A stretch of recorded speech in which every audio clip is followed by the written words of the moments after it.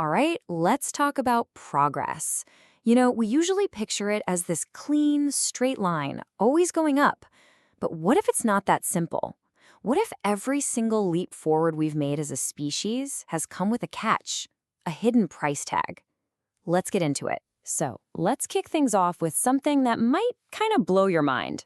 For most of our time on Earth, our hunter-gatherer ancestors got by working maybe 15, 20 hours a week. That's it. Now, compare that to our modern 40-hour-plus grind. It really makes you stop and think, doesn't it? With all our incredible progress, where did all our free time go? And that really gets to the heart of what we're talking about today. We've created all this amazing technology, all this wealth, but are we actually any safer for it? Or, and this is the big question, has every solution we've come up with just unleashed a whole new and maybe even more dangerous set of problems? To really unpack that, we need to rewind the clock way back to what you could call humanity's first big idea, the agricultural revolution. This was a total game changer. We stopped just finding food and started making it. But as we're about to see, this brilliant solution kicked off a domino effect of new issues nobody saw coming. Now, on the surface, having extra food sounds like a simple win, right? But think about the chain reaction. That surplus meant you could support more people, a lot more. Those people started gathering together, forming the first cities. And in those cities, for the first time, you have stuff piling up. Wealth. That's when the whole concept of this is mine, not yours, private property, is born. And just like that, bam, humanity splits. You've got the haves and the have-nots, a division that never existed before. And look, this wasn't some subtle tweak. It was a deep, fundamental break in how we lived. It was so obvious that even thousands of years ago, the philosopher Plato absolutely nailed it. He said every city is basically two cities, one for the poor, one for the rich, and they're constantly at war with each other. That was the new reality that farming had built. But the divisions didn't stop at wealth. This new world also carved a huge line right down the middle of society based on gender. You see, a split started to form between so-called public work, farming, politics, and domestic work. And pretty soon, that public work, mostly done by men, was seen as more valuable. This created a new kind of hierarchy, effectively pushing women into a secondary role, a system that has echoed through millennia. Okay, so let's hit the fast-forward button. We're jumping ahead thousands of years. Because humanity was on the verge of another massive leap, unlocking a new kind of power that was going to take all these existing divisions and just pour gasoline on the fire. Yeah, the Industrial Revolution, it wasn't a slow burn. It was a flat-out explosion. In the span of a single lifetime, you get the power loom, the steamboat, the locomotive. Suddenly, everything, how we make things, how we travel, how we live, is moving at a speed that was completely unimaginable before. The entire world just sped up. And if you want to grasp the insane scale of this shift, just look at one thing: British iron production. It goes from 50,000 tons to nearly 4 million tons in less than 100 years. That's not just growth. That's a world-changing tidal wave. This raw power was literally the engine that let a few countries completely dominate the rest of the planet. So, did all this new industrial muscle make the world a fairer place? No way. It did the exact opposite. It created a brand new global pecking order. You had the colonizers, and you had the colonized.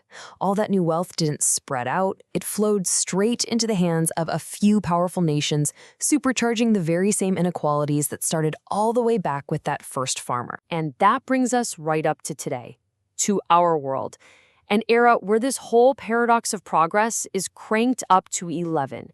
The power we have now, our ancestors couldn't even have dreamed of it. We have the power to save lives on a scale never before seen, and the power to end them all. Let's look at the upside first, because honestly, it is absolutely incredible. Think about it. Modern science has given us tools to fight back against diseases that have haunted us since the dawn of time. We're saving and extending lives in ways that would look like straight-up magic to anyone born just a few centuries ago. And there's no better symbol of this triumph than smallpox. This wasn't just some bug, it was a monster that killed hundreds of millions of people. And we, as a species, got together and just erased it. Wiped it clean off the planet. It's without a doubt one of the greatest things humanity has ever accomplished. Period. But here it is, the pivot, the dark side of that very same coin. What happens when that same brilliance, the same genius that can save a life, gets flipped around and used as a weapon? I want you to hear a number. 7,999. What is that? Well, it comes from a study of 8,000 abortions at a clinic in Mumbai after sex determination tests were performed. Out of 8,000, 7,999 were female fetuses. Let that sink in. A medical tool, the ultrasound, designed to check on the health of a baby, was twisted into a tool for gender selection. If you ever need an example of the paradox of progress at its most brutal, that's it. And what about wealth? You'd think, with all the explosive technological growth we've had, a rising tide would lift all boats. But the data shows the opposite. Between 1960 and 1991, the slice of the global pie going to the richest 20% of people grew to a massive 85%.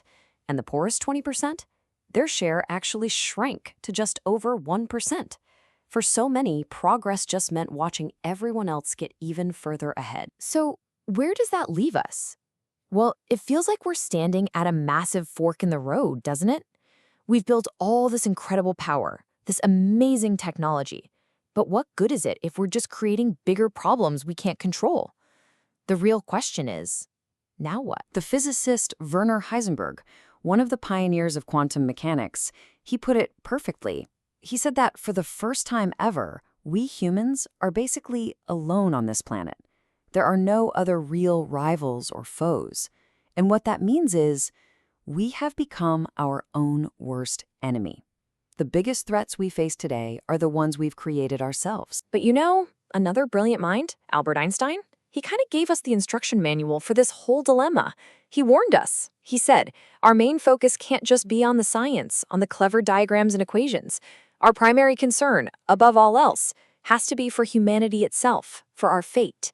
In other words, all this mind-boggling power we have, it's dangerous without a moral compass to guide it. Which brings us to the final question, the one that really matters. For our entire history, progress has meant conquering the world outside of us, nature, sickness, distance, and we did it. But maybe, just maybe, the final boss isn't out there. Maybe it's in here. After mastering everything else, the last great challenge is mastering ourselves. Can we do it?